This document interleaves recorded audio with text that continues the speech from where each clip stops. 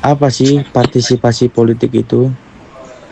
Partisipasi politik adalah tindakan warga negara dalam mempengaruhi keputusan politik. Bisa lewat pemilu, unjuk rasa, ikut kampanye, bahkan sekedar diskusi.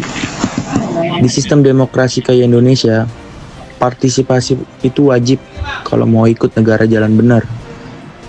Warga Bekasi adalah bagian penting dari sistem demokrasi nasional.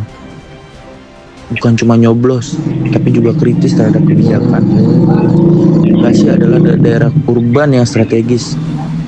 Partisipasinya punya pengaruh kuat ke Jawa Barat. Tanpa partisipasi aktif, demokrasi cuma nama doang. Mungkin saja hasil negosiasi tersebut ya tidak mungkin diumumkan semuanya pada publik gitu. Sehingga seringkali kita lupa sama esensi sebenarnya dari pemilu 2024. Kalau kita lihat, perilaku masyarakat di Bekasi dalam pemilu itu macam-macam. Ada yang memilih berdasarkan visi misi calon, ada juga yang memilih karena faktor kekerabatan, suku, bahkan popularitas. Media sosial juga ikut berpengaruh besar. Banyak warga, terutama anak muda, lebih kenal calon lewat Instagram, TikTok, dan YouTube. Tapi, sayangnya, gak semua informasi di medsos itu benar. Hoax dan berita palsu tentang calon sering banget beredar.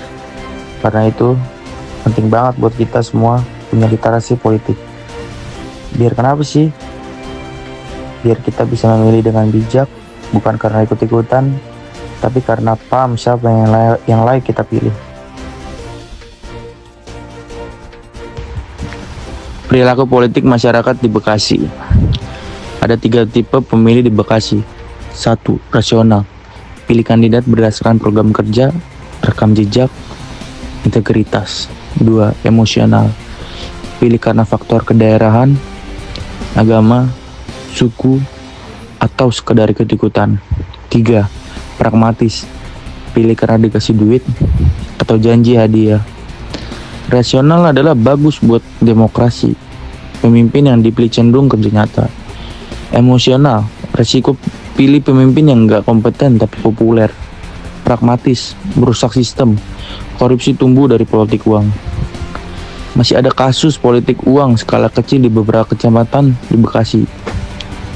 Media sosial ngebentuk opini.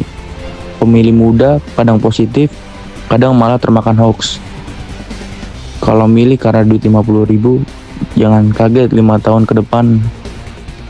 Alias Bayo, Camat Jati Sampurna Wahyudin, dan Kepala Dinas Perumahan Kawasan Permukiman dan Pertanahan Kota Bekasi,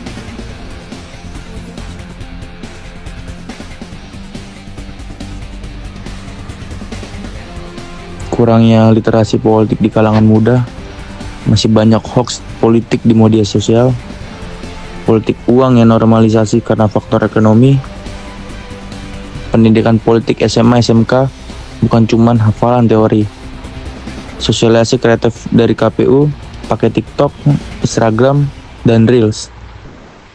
Gerakan anti politik uang di semua level bukan cuman formalitas. Meningkatkan akses informasi akurat ke warga, apalagi ke daerah pinggiran Bekasi. Banyak orang golput karena merasa politik kotor, tapi kalau semua diam, siapa yang bersihin? Universitas Hasanuddin Makassar, Sulawesi Selatan menjadi tuan rumah Festival Muda Memilih kali ini. Festival yang juga menjadi sarana edukasi bagi para pemilih muda. Festival yang berlangsung di Baruga AP Petarani ini dipadati kaum muda yang nantinya akan mendominasi di pemilu 2019 nanti. Nah, supaya kualitas demokrasi di Bekasi semakin bagus, perlu ada upaya serius. Seperti apa? Sosialisasi politik harus lebih gencar, terutama buat pemilih muda. Pendidikan politik bisa dilakukan lewat sekolah, komunitas, atau media sosial. Budaya diskusi sehat harus dibiasakan, supaya beda pilihan itu biasa, nggak jadi bahan permusuhan. Dengan cara ini, masyarakat Bekasi bisa menjadi pemilih yang lebih kritis, cerdas, dan bertanggung jawab. Bawaslu Kota Bekasi merekomendasikan menggelar PSL di sejumlah TPS yang ada di Kota Bekasi karena ditemukan adanya kekurangan surat suara pada waktu pencoblosan 14 Februari lalu. Seperti PSL yang digelar di Aula Kantor Kelurahan Rawalumbu, Kota Bekasi ini, nampaknya warga setempat kurang antusias untuk menggunakan hak pilihnya. Namun proses pemungutan suara dinilai berjalan lancar.